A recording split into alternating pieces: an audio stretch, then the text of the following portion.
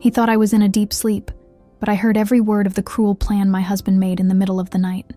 What he said changed my life forever, and I'm going to tell you every detail right now. But first, subscribe to this channel. My goal is to reach 1,000 subscribers, so I can keep bringing these truths to you. Stay with me until the end, because what I discovered at minute 450 of this story is something no one would ever expect. I don't know what woke me up that night. Maybe it was instinct. Maybe it was the cold emptiness on his side of the bed, or the faint glow of his phone screen bleeding through the darkness like a warning I wasn't ready to receive. Whatever it was, I was awake, completely, unnervingly awake. At 2:14 in the morning, I heard Daniel's voice before I heard his footsteps. Low, controlled, the kind of voice he never used with me anymore. He was in the hallway, just outside our bedroom door, and he thought I was sleeping. I had taken a pill for my headache earlier that night, and he must have assumed it had pulled me under. It hadn't. I lay perfectly still. I slowed my breathing. I became the mattress, the pillow, the silence itself. She doesn't know anything, he said. She never suspects a thing. My heart stopped. Then it started again, harder than before, slamming against my ribs like it was trying to escape. I pressed my face deeper into the pillow so he wouldn't hear me breathe. He was talking about me. I knew it before logic could confirm it. A wife always knows. The account will be ready by the end of the month, he continued. Just keep her distracted. I'll handle the rest. The account. The end of the month. Keep her distracted. I cataloged every word like evidence, because some part of me already understood. This was not just a betrayal of love. This was something calculated. Something that had been planned while he kissed me good morning and asked how I slept. I heard him laugh softly at something the other person said. It was a laugh I didn't recognize. Light, relieved, happy in a way he hadn't been with me in months. Then his footsteps moved back toward the bedroom. I closed my eyes. I steadied my breath. I felt the mattress shift as he slid back in beside me, and I lay there in the dark, completely still, completely shattered, while my husband settled into sleep without a single trace of guilt. And I stared at the ceiling, thinking only one thing. He has no idea what he just did. The morning came the way it always did. Birds outside the window, sunlight cutting through the curtains, the smell of coffee drifting up from the kitchen. Normal, painfully, mockingly normal. I heard Daniel downstairs before I got out of bed. The clinking of mugs, the low hum of the morning news on the television, the sound of the refrigerator opening and closing, all the small, familiar sounds of a life I thought I knew. I sat on the edge of the mattress for a long moment, staring at the floor. I had not slept. Not really. I had spent the remaining hours of the night running his words through my mind on a loop, trying to find an innocent explanation and coming up empty every single time. The account will be ready by the end of the month. Just keep her distracted. I splashed cold water on my face, looked at my reflection, and made a decision. He would not know that I knew. Not yet. Not until I understood exactly what I was dealing with. I walked downstairs, and the man I saw in that kitchen made my stomach turn. Daniel was smiling. Genuinely, warmly smiling.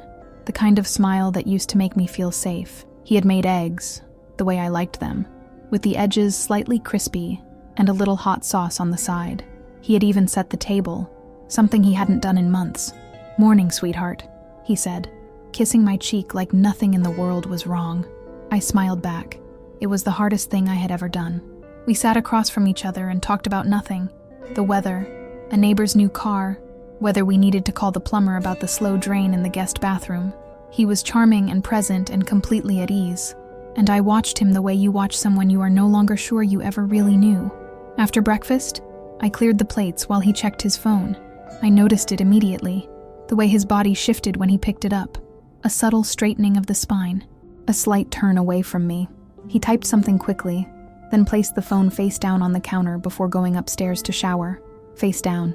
He had never done that before. Or maybe he had, and I had never had a reason to notice. I waited until I heard the water running. Then I moved quickly, quietly, to the counter by the back door where he always left his jacket. I slipped my hand into the inside pocket, the one he used for receipts and folded notes, the pocket I had reached into 100 times to pull out forgotten grocery lists or gas station receipts. My fingers found a small piece of paper, folded twice. I opened it. There was a name written in his handwriting, a name I recognized immediately.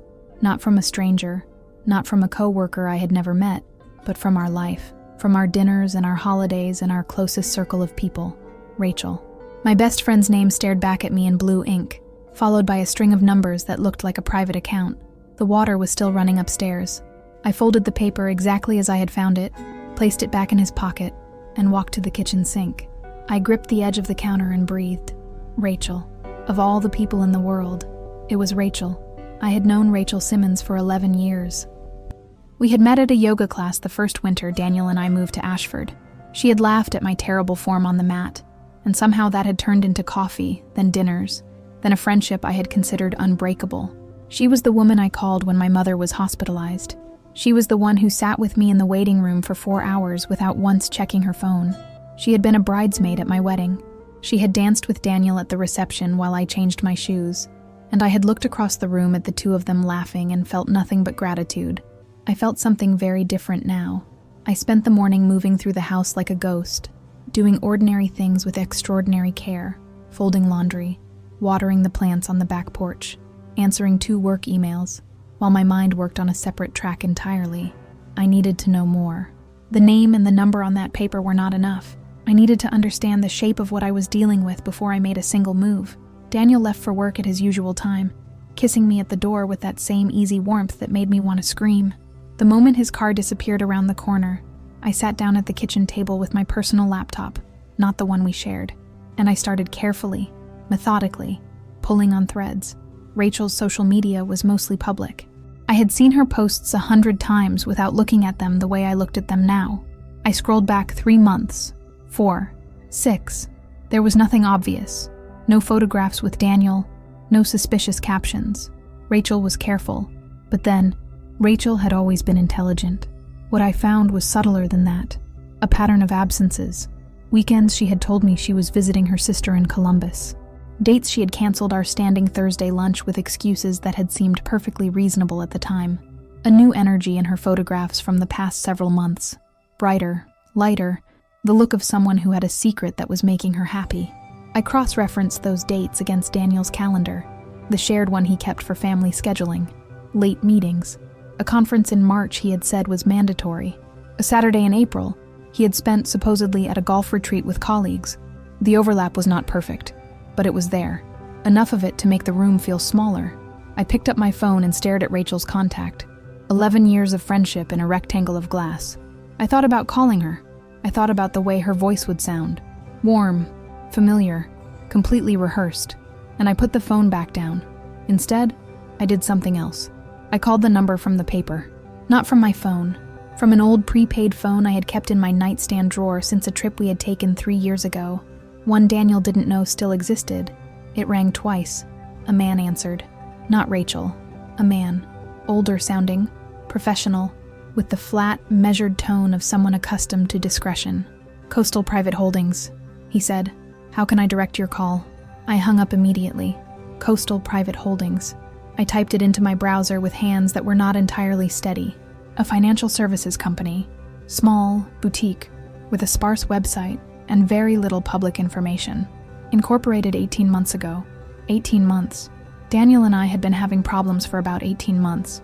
I closed the laptop and sat in the silence of my kitchen for a long time, staring at nothing, understanding everything.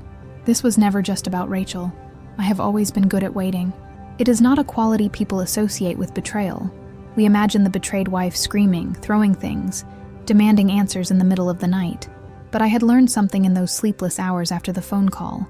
Rage without strategy is just noise. And I refused to make noise. I needed to know exactly how deep his lying went. Not just with Rachel. Not just with the account. I needed to look him in the eye and watch him choose deception over me. Deliberately, consciously, without hesitation. I needed to see it for myself, because some stubborn corner of my heart was still whispering that there was an explanation, that I had misunderstood, that 11 years of marriage couldn't be dismantled by a folded piece of paper and a company name. I designed the test carefully. That evening, when Daniel came home, I waited until dinner was almost finished. Then I set down my fork and looked at him with what I hoped appeared to be casual curiosity. I ran into Mark Ellison today, I said. Mark was Daniel's colleague, someone he saw regularly, someone whose name would be immediately recognizable. He mentioned something about a financial seminar next weekend. Said you had talked about going together. Mark had mentioned no such thing. I hadn't seen Mark in months. Daniel didn't blink. Oh, right, he said, nodding slowly, reaching for his water glass. Yeah, we talked about that a few weeks ago. I wasn't sure if I was going to go. A few weeks ago. A seminar that didn't exist, confirmed without a single hesitation. My chest tightened. I kept my expression neutral and lifted my fork again. You should go, I said pleasantly. It sounds interesting. Maybe, he said, and changed the subject. I watched him for the rest of the evening with new eyes. Clinical, precise, stripped of sentiment. I watched him laugh at something on television. I watched him send a text message from across the room, his shoulders angled just slightly away from me. I watched him pour himself a glass of water in the kitchen and stand at the counter for a moment longer than necessary, his thumb moving across the screen in a pattern I recognized as scrolling, reading, responding. He was on his phone constantly. Not obviously. Daniel was too smart for obvious. But there was a new frequency to it, a new urgency beneath the casual surface. He checked it before bed. He checked it when he thought I was occupied. Once, when it buzzed on the bathroom counter while he was in the shower, he stepped out dripping and wet to look at the screen before stepping back in. I said nothing. I noticed everything. That night, lying beside him in the dark, I thought about the version of myself that had existed 1 week ago. The woman who had taken a headache pill, kissed her husband goodnight, and fallen asleep, trusting that her life was exactly what it appeared to be. She felt very far away. The woman lying in that bed now was someone different.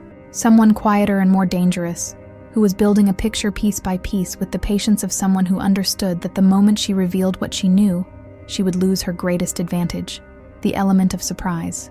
He had used it against me first, planning in the dark while I slept. Now it belonged to me. I stared at the ceiling and let that settle into my bones like something cold and clarifying. He still thinks I'm sleeping. Good. The dinner party was Rachel's idea. It always was. She had a gift for orchestrating gatherings that felt spontaneous, but were anything but. A Saturday evening at her house, 6 of us around her long farmhouse table, good wine and carefully chosen lighting, and the kind of easy conversation that made you forget, temporarily, that anything in the world could be wrong. She had called me on Thursday to invite us. Her voice was warm and familiar, and exactly as it had always been, and I had said yes with a brightness in my tone that matched hers perfectly. Daniel seemed pleased when I told him, perhaps too pleased, a flicker of something behind his eyes that he smoothed over quickly with a smile. Should be fun, he said. It always is, I replied. I spent Saturday afternoon getting ready with unusual care. I chose a dress Daniel had always loved, deep green, understated, the kind of thing that made people look twice without understanding why. I did my hair. I wore the earrings his mother had given me at our wedding. I wanted to look like a woman who had not a single worry in the world. We arrived at Rachel's at 7. She opened the door in a cream blouse and wide smile, kissing my cheek and squeezing my hands the way she always did. I squeezed back. I looked her directly in the eyes and held her gaze 1 beat longer than necessary, and watched the faintest shadow cross her face before her smile reset. She felt it. Good. The other guests were couples we had known for years. Comfortable, familiar, safe. Wine was poured. Appetizers were passed. The conversation moved through the usual channels of neighborhood news and weekend plans, and a recent film that everyone had opinions about. I was charming. I laughed at the right moments. I touched Daniel's arm twice, lightly, the way an untroubled wife would. I watched him relax into the evening with the confidence of a man who believed he was completely safe. Then I began. It was subtle. It had to be. I waited for a natural pause in the conversation, then leaned forward slightly, as if sharing something mildly amusing. You know what's strange? I said, to no one in particular. How much people underestimate the people closest to them. They make all these plans, thinking no one is paying attention. I smiled, but someone always is. The table responded with light laughter and nodding agreement, but I was not watching the table. I was watching Daniel, and I was watching Rachel. Daniel's hand tightened briefly around his wine glass, just briefly. Then he released it and laughed with everyone else. Rachel reached for the bread basket. Her movements were smooth and unhurried, but she did not look at me. Not for the next several minutes. Rachel, who always maintained eye contact, who prided herself on her directness, She studied the bread in her hand as though it required her full attention. Later in the evening, I mentioned, casually, that I had been thinking about updating our financial accounts, simplifying things. Daniel and I should probably sit down with someone soon, I said brightly. Get everything organized. Make sure we both know exactly what's where. This time Daniel set his glass down. Sure, he said, after a pause that lasted exactly 1 second too long. We can do that. Rachel said nothing. She refilled her wine. On the drive home, Daniel was quiet, not unpleasantly, just thoughtful, in the way of a man recalibrating. I looked out the passenger window at the dark street sliding past and allowed myself one small, private moment of satisfaction. They were rattled, both of them, and I was just getting started. I found the accounts on a Tuesday morning, 3 days after the dinner party. I had not gone looking recklessly. Everything I had done since that first night had been measured, deliberate, choreographed with the kind of precision that comes when fear hardens into focus. I had created a paper trail in my mind long before I created one on paper. I knew what I was looking for. I just needed to find where he had hidden it. Daniel kept his personal documents in a fireproof box in the back of his home office closet. Tax returns, insurance policies, the deed to the house, our wills. I had accessed that box dozens of times over the years without a second thought. It had never occurred to me to look at its contents with suspicion. It occurred to me now. I waited for a morning when he had an early meeting and would not be back before noon. I made coffee. I sat at the kitchen table for exactly 15 minutes doing nothing, allowing the silence of the house to confirm that I was alone. Then I went upstairs. The box was where it always was. The combination was my birthday. He had chosen it years ago as a romantic gesture that now felt like a grotesque joke. I went through every document slowly and carefully, replacing each one exactly as I found it. Most were familiar, but near the bottom, beneath the insurance folder, I found something that did not belong. A second folder, thin, unmarked, tucked flat against the metal base of the box. Inside were 3 documents. The first was a statement from Coastal Private Holdings, the same company I had found after calling the number on the paper.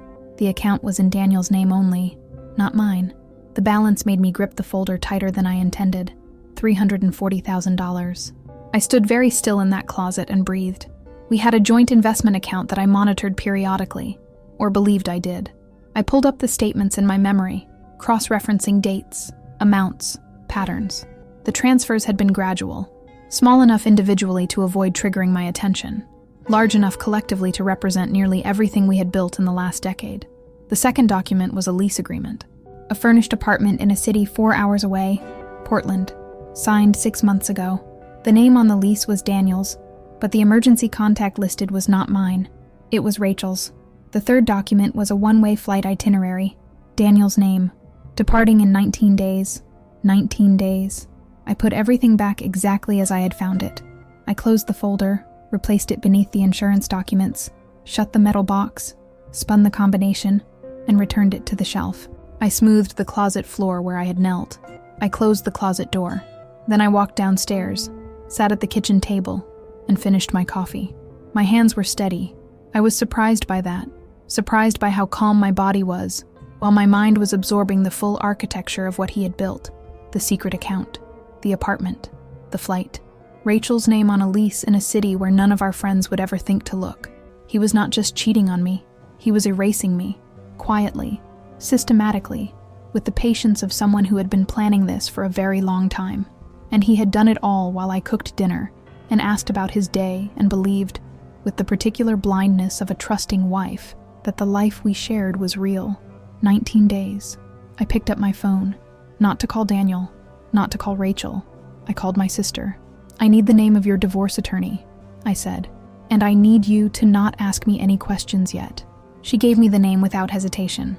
I wrote it down, folded the paper, and put it in my own pocket. Daniel started watching me on a Wednesday. I noticed it the way you notice a change in weather before the clouds arrive, a subtle shift in atmospheric pressure, something in the air that your body registers before your mind can name it. He was still warm, still attentive, still the performance of a devoted husband executed with practiced fluency, but underneath it, something had changed. He was paying attention to me in a way he hadn't in months. It started small. He began coming home earlier than usual, abandoning the late meetings that had become routine over the past year. He asked about my day with a specificity that felt less like interest and more like inventory. Where had I gone? Who had I spoken to? Had I talked to anyone from the bank? He offered to handle the mail, something he had never done in 11 years of marriage. I let him. I also began leaving small things slightly out of place. A book moved from one side of the nightstand to the other. My laptop closed but not shut down. A drawer in the kitchen left open half an inch. I wanted to know which spaces he was checking, which corners of our shared life he was auditing for signs of discovery. By Friday, I had my answer. He was checking everything. The shift in his behavior told me something important.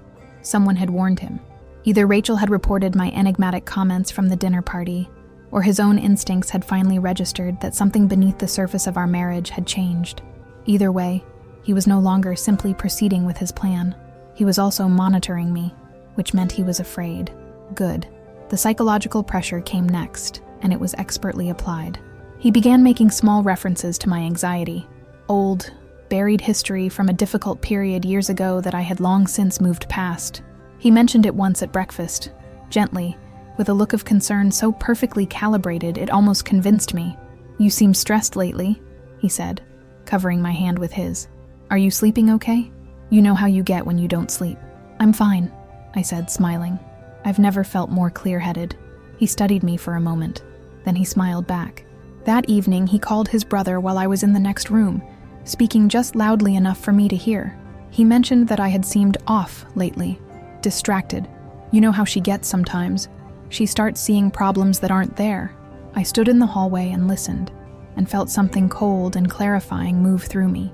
He was building a narrative, quietly, carefully, with the same methodical patience he had applied to moving our money. If I were to make an accusation, to a friend, to a family member, even to an attorney, he wanted there to already be a version of me in circulation, an unstable version, an unreliable one. It was intelligent. I gave him that.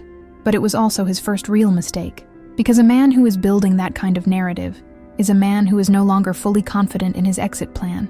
He was adding insurance, which meant he had sensed vulnerability, and a man operating from a place of subtle fear makes errors that a calm man does not.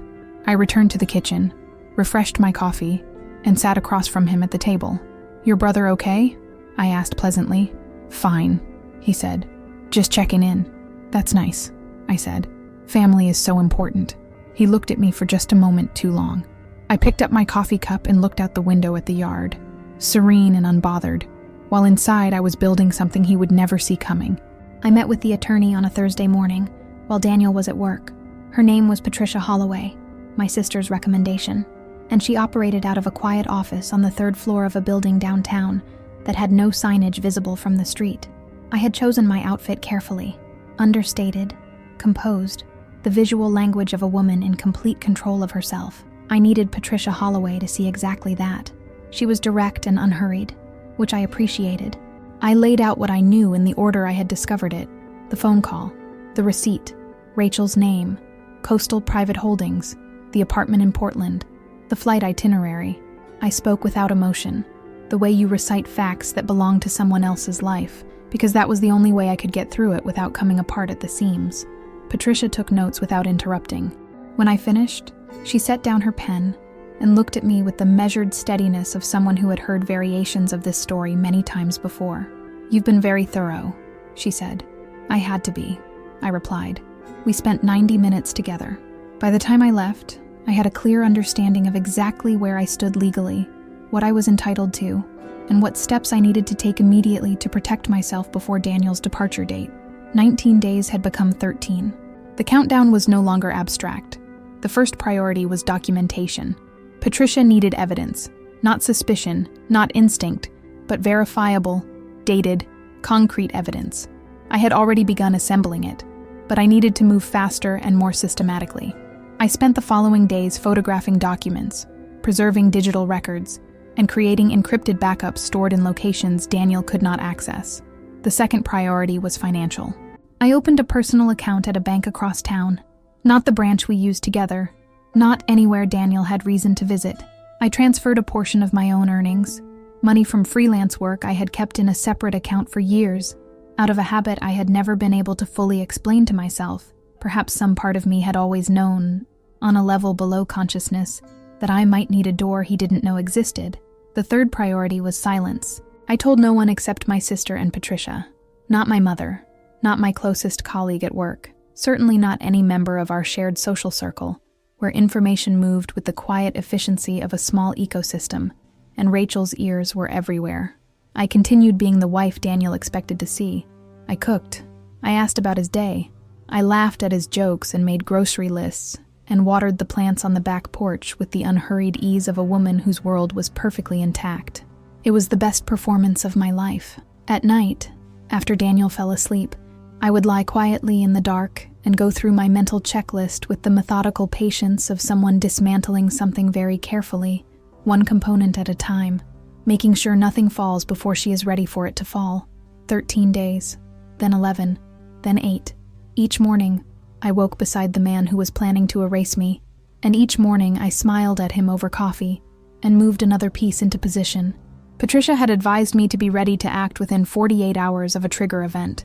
I didn't know yet what that event would be, but I felt it coming the way you feel a storm before the first drop of rain, a heaviness in the air, a change in the light, the particular stillness that precedes something that cannot be stopped. I was ready. Whatever he had planned for me, I had planned something better. It happened on a Friday night, 6 days before his flight. Daniel had gone to bed early, complaining of a headache, the same excuse I had used the night this all began, which struck me as the kind of irony that isn't funny at all. I told him I would be up shortly. I made myself a cup of chamomile tea, moved quietly around the kitchen, and waited. I had learned his patterns with the precision of someone who had been studying them deliberately. He fell into his deepest sleep within 40 minutes of lying down. His phone, which he now kept face down on his nightstand, would light up with late messages that he had begun answering in the early hours of the morning when he believed I was unconscious. At 11:47 p.m., I heard it. Not the phone. I was downstairs. What I heard was the absence of sound, the particular quality of silence that means someone is trying very hard not to make noise. I set down my tea and moved to the bottom of the stairs. His voice came through the ceiling in fragments, low, careful, measured, the same voice I had heard 7 weeks ago through a darkened hallway, the voice I had memorized. I retrieved the small recording device I had purchased 10 days earlier and placed, on Patricia's quiet advisement, inside the decorative bowl on the hallway table outside our bedroom door. I had positioned it during an afternoon when Daniel was out, nestled beneath a set of keys and a folded receipt, invisible and patient. I did not need to be in the room. I did not need to press my ear to the door. I simply waited downstairs while the device did what it was designed to do. In the morning, after Daniel left for what he described as a Saturday meeting, I retrieved the device and sat at the kitchen table with my earphones. My tea had gone cold. I didn't notice. His voice was clear, unhurried, the voice of a man who believed he was completely alone. He had spoken to Rachel for 22 minutes. In those 22 minutes, he had confirmed the flight. He had confirmed the account balance and the Portland apartment. He had discussed what to do about the joint assets that remained, the house, the remaining investment accounts. And the language he used was not the language of a man who intended to negotiate. It was the language of a man who intended to disappear before I had the opportunity to object. He had also said something else, something that made me sit very still with my hands flat on the table. By the time she figures it out, we'll already be gone. And with her history, anything she says is going to sound like panic. Her history. The narrative he had been quietly constructing for weeks, the unstable wife, the anxious woman who sees problems that aren't there, was not just insurance. It was a weapon he intended to use if I came forward too quickly or too loudly. He had thought of everything, almost everything. He had not thought of Patricia Holloway. He had not thought of the encrypted files, the personal account, the documented evidence assembled across 7 careful weeks. He had not thought of the recording device in the hallway bowl, and he had not thought about the fact that the woman he had dismissed as sleeping was, in fact, the most awake she had ever been in her life. I removed my earphones. I sat in the silence of my kitchen for a long moment, looking at nothing. Then I picked up my phone and called Patricia. "It's time," I said. He came home on a Sunday expecting to find his wife. What he found was something else entirely. I was sitting at the kitchen table when Daniel walked through the front door, not anxious, not tearful, not arranged in any of the postures of a woman who has been wounded. I was sitting with my hands folded on the table, a cup of coffee cooling beside me, and the particular stillness of someone who has already made every decision that matters. He stopped when he saw my face. "Hey," he said carefully. "Everything okay?" "Sit down, Daniel," I said. He hesitated for just a moment, a fractional pause that told me his instincts had registered something his confidence hadn't caught up to yet. Then he pulled out the chair across from me and sat. I did not raise my voice. I had promised myself that from the beginning, that when this moment came, I would not give him the spectacle of my pain. I would give him something far more uncomfortable. I would give him clarity. I know about Coastal Private Holdings, I said. I know about the apartment in Portland. I know about the flight on the 14th. And I know about Rachel. The color left his face in a way I had not anticipated.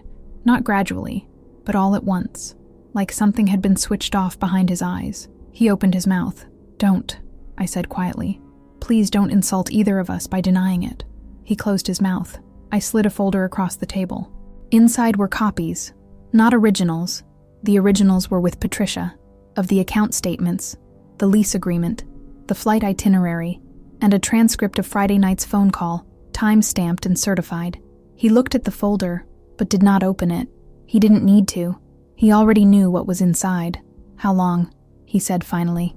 His voice was different now, smaller. "Since the night you took a phone call at 2 a.m. and thought I was sleeping," I said. 7 weeks, Daniel. I have had 7 weeks.